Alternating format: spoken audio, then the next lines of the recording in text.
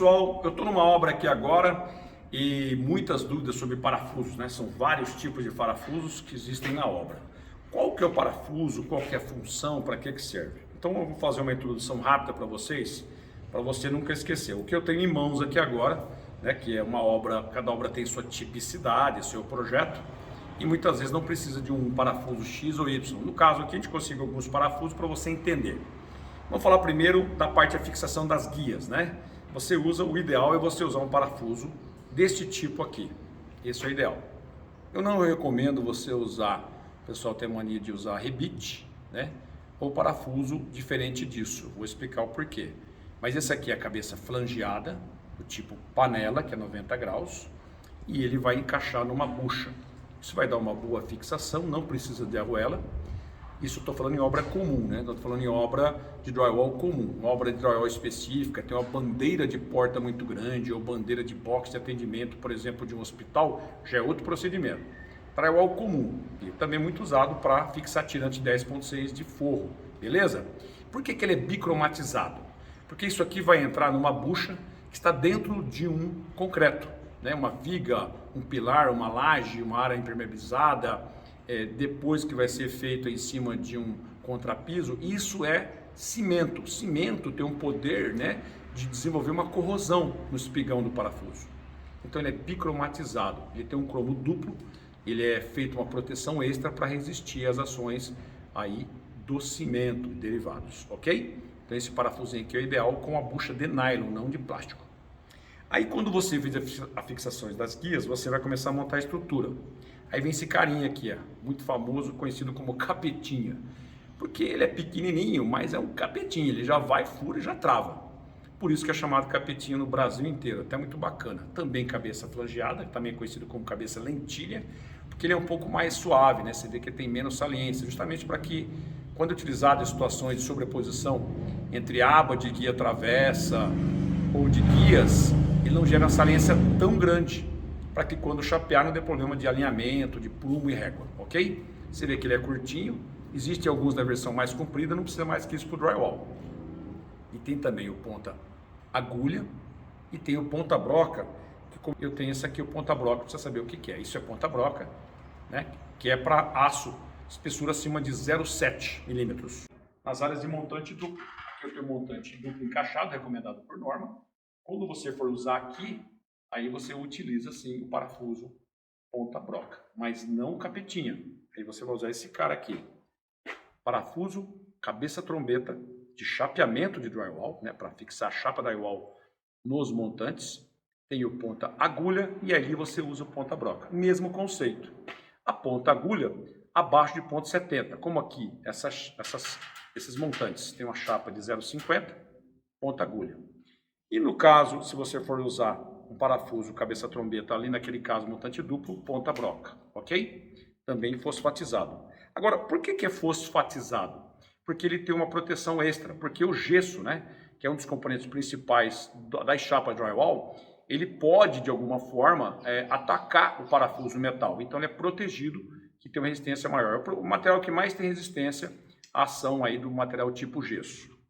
E por fim, só para você entender aqui nessa parte do parafuso, por que ele é trombeta? Imagina isso aqui é uma trombetinha, né? Então ele tem esse sentido. Ele entra por penetração e travamento contínuo nas laterais. Essa é a sacada grande. A diferença dele para um parafuso capetinha estrutural é muito grande. Nunca se utiliza esse parafuso na montagem estrutural, porque não é finito o travamento. Esse ele chega e trava 90 graus, tipo panela. Mecanicamente falando, são diferentes, aplicações diferentes. Esse nunca vai usar no chapeamento, até impossível. E esse é para chapeamento. Dica, não deixe estourar o cartão, penetre no máximo 1 milímetro e não deixe saliente, muito menos torto, no chapeamento das chapas de drywall, seja RIU, RF ou Standard. E aqui montagem estrutural, beleza? Então lembrando que esse parafuso PA para chapa de ponto 7 para baixo, espessura, né? No caso, os perfis de drywall tem 0,50. E esse aqui é um parafuso de chapeamento. E as pontas podem ser agulha, que são para chapas abaixo de 0,7 milímetros, ou do tipo ponta broca, acima de 0,7. Para quem não sabia, está aí uma dica importante. Uma coisa muito importante para vocês entenderem. Os parafusos drywall têm vários comprimentos. Depende do chapeamento, tem que seguir projeto e procedimento. Beleza? Então tem uma dica para você sobre parafuso, tem muito mais que isso para falar, mas aqui para ajudar as pessoas que têm dúvida, não entendem quando usar o quê. E assim, para fechar com chave de ouro, por que eu tenho que usar um parafuso ponta-agulha e não um ponta-broca? Quando que eu uso? Qual é o motivo desse tal de ponto 7 para cima ou ponto 7 para baixo? É muito simples. Imagina o seguinte, você vai perfurar uma chapa mais fina, ponto 50, beleza? Tá ótimo. Essa chapa, por ser mais fina, quando você perfurar ela, ela tem a tendência de expandir, para que toda a chapa, né, no corte, no rompimento, ela passe dentro desse sulco do parafuso, que é essa parte aqui mais baixa, dentro do parafuso. Aí ela trava. Se você usar um parafuso ponta-broca numa chapa fina, ele vai remover muito material no começo. É como se fosse aqui uma broca, literalmente falando, né? Ponta-broca, que normalmente é menor que o espigão do parafuso.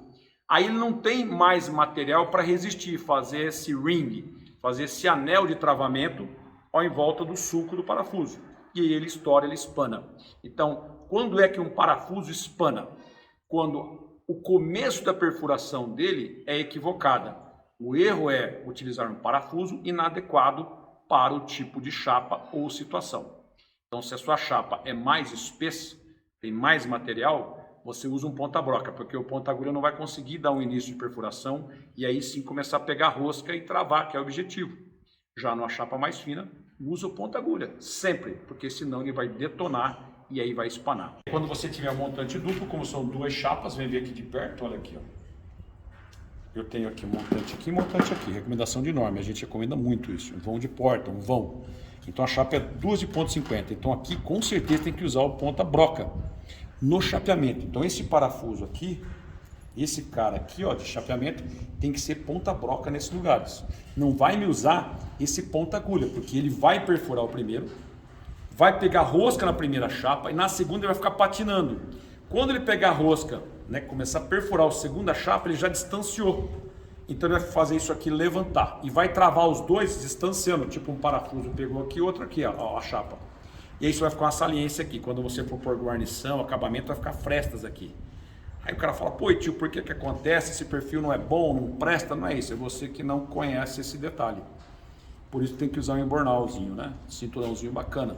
Você tem lá o bolsão de um tipo de parafuso, de outro e assim por diante. Então, ser profissional do drywall, montador, tem que usar um cinturão. Por isso que você coloca as ferramentas, os parafusos em bolsões diferentes no cinturão. E para terminar, uma coisa que eu acho muito importante deixar claro para vocês, que é assim, o básico do básico, é entender que parafuso tem que ser de boa qualidade. Parafuso tem que ser bom, tem que ser fabricante bom, que assuma a responsabilidade. Cuidado com o parafuso de segunda, terceira linha, que aí vai ficar muito mais caro, você vai perder muito tempo na obra, vai jogar fora um monte de parafuso e aí no final você gastou com mais mão de obra, a obra não ficou boa e não funcionou. Isso vale para todos os materiais. Então, só para terminar, agradeço muito o canal do Tio Drywall, deixa seus comentários, se inscreve no nosso canal para receber também aí novas informações e novos vídeos. Eu tenho um canal de membros que é o www.itiodrywall.com e também pelo YouTube. Ali você recebe vídeos exclusivos que a gente não divulga publicamente.